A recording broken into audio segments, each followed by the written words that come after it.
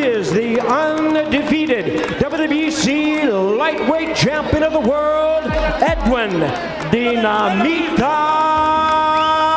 Valero. Magandang araw sa inyong lahat mga sir. Ngayong panahon ng undas ay ating pag-uusapan ang isang boksingerong sinasabing nakipagkasundo di umano sa isang diablo. Ang pinakakinakatakutang boksingero noon dito sa junior lightweight at sa lightweight division, na kung saan ay nakapagtala ito ng 27 panalo at ang lahat ng yun ay sa pamamagitan ng knockouts at wala pa siyang talo. Siya ang undefeated at 2-division world champion na walang iba kundi itong Venezuelan knockout artist na si Edwin Valero. Pero bago ang lahat ay disclaimer muna. Ang ilan sa mga kababalaghan na kwento sa videong ito ay hango lamang sa mga usap-usapan ng mga tao doon mismo sa lugar nitong si Edwin Valero. Nagsimula ang karera ng boksingerong ito noong taong 2002. Isa rin itong kalawitin na katulad ni Manny. Biglang umingay noon ang pangalan niya matapos nitong makagawa ng hindi kapanipaniwalang boxing record sa buong kasaysayan. Dahil nakagawa lang naman ito ng 18 magkakasunod na knockouts kung saan ay tinapos niya ang lahat ng kanyang mga nakalaban sa loob lamang ng isang round. Kaya naman wala talagang duda na mabibigat ang mga kamao nitong boksingerong ito. Sa mga panahon rin na yon ay unti-unti nang dumarami ang mga taong humahanga sa kanya. Kaya naman dahil dyan ay pilit na rin nilang ikinakabit ang pangalan nitong si Edwin Valero dito sa ating pambansang kamao na si Manny Pacquiao. Nasa mga panahon na yon ay nasa kasagsagan na ng kanyang kasikatan itong si Pacman. At nang dahil sa katanyagang natatamasa nitong si Valero ay tila medyo lumaki na ang kanyang ulo. Dahil sa isang interview dito sa boksingerong ito ay tahasan na niyang hinahamon noon ang ating 8th Division World Champion. Dagdag pa niya ay tila ba natatakot di umano sa kanya itong si Manny Pacquiao dahil lagi daw umano itong umiiwas sa kanya.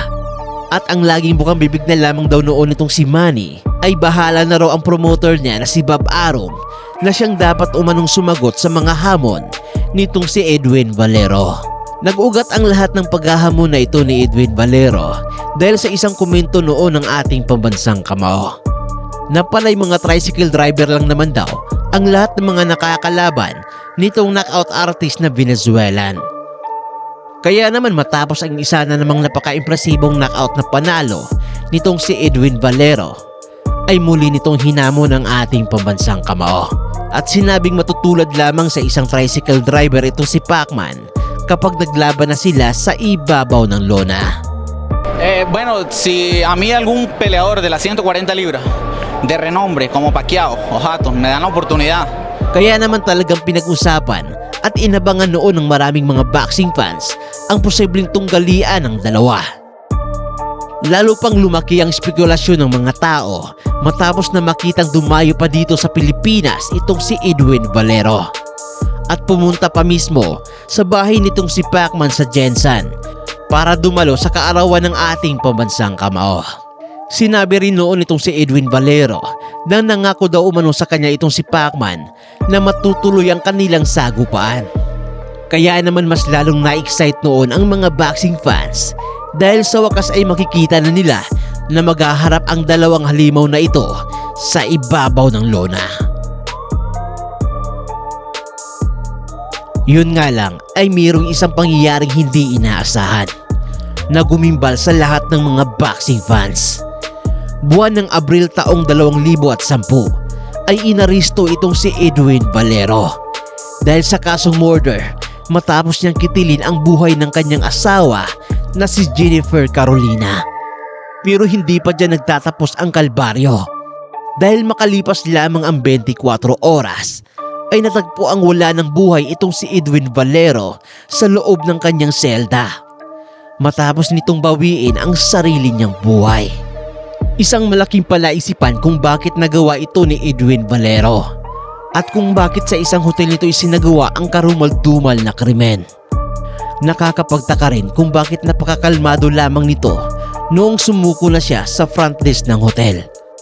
At hindi na niya sinubukan pa ang tumakas sa nagawa niyang kasalanan. Ayon sa naging investigasyon ng mga otoridad, ay lango sa pinaghalong alak at droga itong si Edwin Valero. Kaya naman posibleng ito ang naging dahilan kung bakit nagkaroon ito ng halusinasyon at napaslang niya ang kanyang asawa. Ngunit ayon naman sa kwento ng mga taong nakakakilala sa kanya, ay isa umanong miyembro itong si Edwin Valero ng isang religious brotherhood na tinatawag nilang The Dancing Devils. Ito ay kilala at maimpluwensyang grupo doon sa bansa nila. Sila ang nag-oorganisa ng religious festival na tinatawag nilang The Dancing Devils of Corpus Christi na ipinagdidiwang doon sa Venezuela. Kadalasan pa nga sa mga miyembro ng grupong ito ay nagsusuot sila ng mga satanic costume na ibinabalandra nila habang nagproprosesyon at sumasayaw sa gitna ng kalsada. May mga ulat din noon na ang grupong ito ay gumagawa ng mga ritual na kayang tumawag umano ng mga dyablo mula sa impyerno. At sa tuwing nagpapakita na ang dyablo sa kanila, ay pili lamang sa mga miyembrong ito ang pwedeng makipagkasundo. Pero ang siste ay mayroon daw umano itong mabigat na kapalit. At sinasabing isa raw itong si Edwin Valero ang nagawang makipagkasundo sa mga dyablo noon. Ayon pa nga sa isang miyembro at dating kasamahan nitong si Edwin Valero sa kultong ito, ay bata pa lamang daw noon at kakasimula pa lamang sa pagboboxing itong si Valero nang mabigyan siya ng pagkakataon na makipagkasundo sa mga diablong nagpakita sa kanya. At ang naging kahilingan daw umano ni Valero sa diablo ay bigyan siya ng malakas na pangangatawan na hindi tinatablan ng kahit anumang suntok at lakas ng mga kamao na kayang magpatumba ng mga toro. Ngunit bago ipinagkaloob kay Edwin Valero ang kahilingan niya, ay sinabi ng diablo ang magiging kapalit nito. Kukunin daw di umano ng diablo ang buhay at kaluluwa ng babaeng mapapangasawa niya. At wala itong ibinigay na timeline kung kailan ito magaganap. Sa mga panahon na yon ay binata pa lamang itong si Edwin Valero at pangarap niya talaga ang maging pinakamalakas sa mundo ng boxing. Kaya naman hindi na ito nagdalawang isip pa at pumayag na ito sa naging kasunduan nila ng diablo. At noong mga panahong natatamasa na niya ang tagumpay at kasikatan dahil sa kanyang mga pambihirang panalo, ay doon na rin daw umano nagsimulang magbago ang ugali nitong si Edwin Valero. Meron daw minsang nakakita dito kay Edwin Valero na kinakausap niya ang kanyang sarili. Umiiyak daw ito at tila nagmamakaawa at may mga pagkakataon pa nga na nagiging bayolente ito sa kanyang mga kapitbahay. Kwento pa nga ng ilang malalapit sa kanya ay noong napabalitang nadisgrasya itong si Edwin Valero sa motorsiklo, ay sinadya daw di umano ito ni Valero upang tuluyan na siyang mawala dito sa mundo. Gayunpaman ay mapalad pa rin itong nabuhay mula sa malubhang trahedya na yon.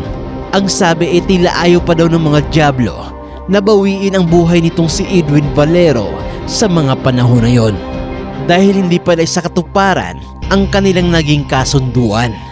Kaya naman noong araw na kasama ni Edwin Valero ang asawa niya sa isang hotel, ay doon na raw sinapian si Edwin Valero ng diablo upang kunin na ang buhay at kaluluwa ng kanyang asawa. At para naman makataya kayo sa paparating na mga bigating laban dito sa boxing at sa iba pang sports, ay gamitin lang ang 1xBet, ang isa sa pinakasikat at lehitimong online betting platform ngayon dito sa Pilipinas at sa buong mundo.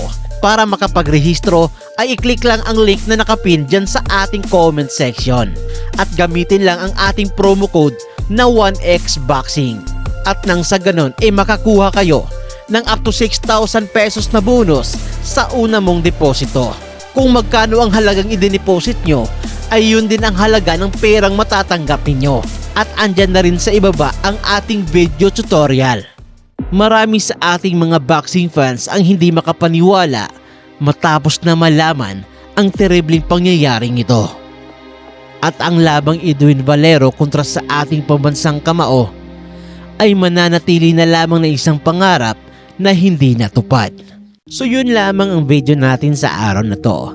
Mag-iwan lamang ng inyong komento at huwag mo sana kalimutang mag-like at mag-subscribe. At i-share na rin ang ating video. At muli, daghang salamat.